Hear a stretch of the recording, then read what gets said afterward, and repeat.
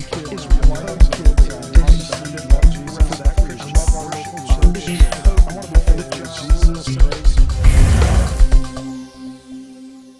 What I want to ask is bring together two issues that have been raised very well by our panelists and by Robbie. Well, on the one hand, you see the Democrats losing white working class votes compared to the past. On the other hand, you clearly see this turnout drop off on the part of the Democratic base.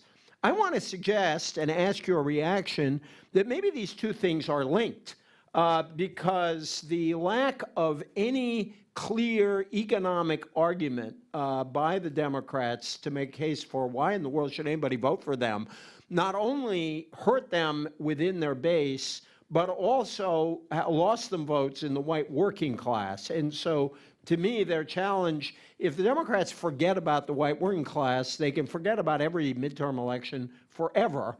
But I also think that's a fundamental problem. They can't win without them. But I don't think appealing to the two groups is necessarily contradictory. So I'd just like people's response to that. If I could just jump into that, I think that one of the issues that the Democrats face is that indeed they don't have an economic message that's coherent to white working class voters.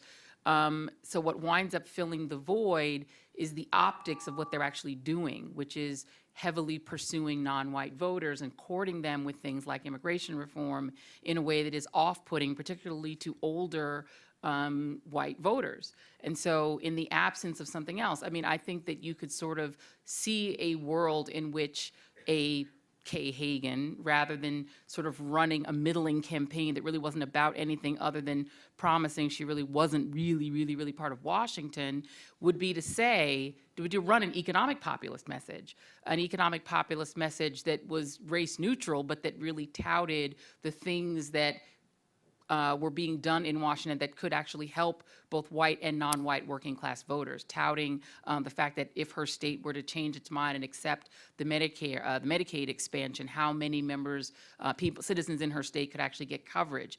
If a candidate like Allison Lundergan Grimes in Kentucky had messaged hard on the fact that, you know, hers was the party that had delivered Connect, a highly popular Medicaid expansion and ACA program in her state, and really run hard on the fact that theirs was the party trying to keep health care in the hands of Kentuckians versus the party trying to take it away.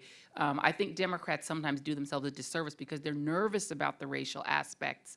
They're nervous about the demographic change in their party because while it's helpful to them in presidential years, the optics of it do hurt them in midterms. And so they sort of avoid any messaging that's strong in any direction. They're trying to be as weak tea as possible and sort of maybe not be seen and get back into office.